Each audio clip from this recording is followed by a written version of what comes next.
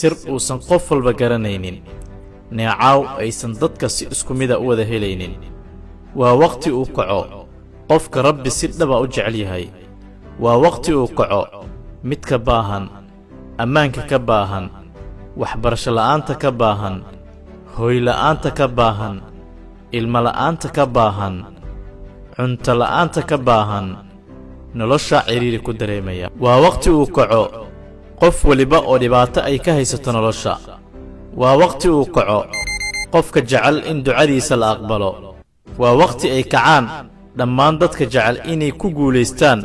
daartan adduunyo iyo tan aakhiro labadaba afarta subaxnimo waqti ka duwan waqtiyada kale waqti ay adag tahay qof walba inuu haleelo dadka aad aragtay ee nolosha ku guulaystay horumarka ka sameeyey waxay hurdada ka kacaan ayagoo u baahan aroortii markaad toosto oo aad danahaaga horay u aaddo maalinkaas waxaa hubaal ah in aad ku soo guulaysanaysid wixii aad u baxday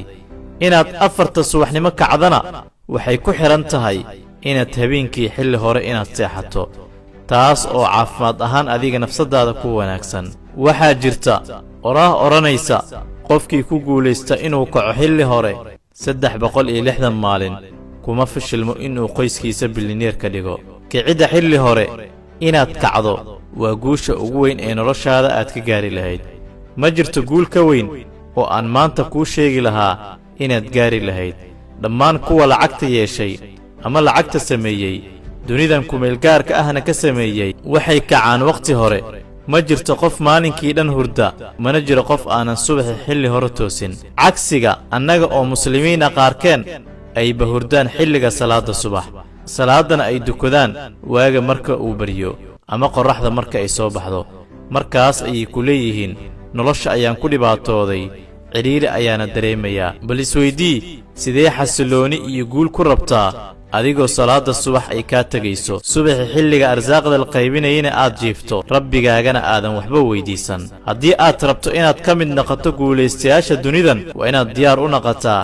inaad xilli hore toosto inaad hurdada iska ilowdo 10 wixii ka dambeeya si aad aroortii u soo kacdo ama afarta subaxnimo aad u soo toosto waxaan kugula talinayaa inaad habeenkii xilli hore seexato adkaarta jiifkana aad akhrisato saacaddana aad ku buuxsato afarta subaxnimo waan hubaa haddaad intaas samayso waad soo kacaysaa waxaadna naqanaysaa guulaystaha maalinkaas waxaana hubaala noloshaada isbeddel ayay samaynaysaa markaas wixii ka dambeeya insha allah naftayda iyo naftiinana waxaan u rajaynayaa inay noqdaan kuwa toosa afarta subaxnimo waad ku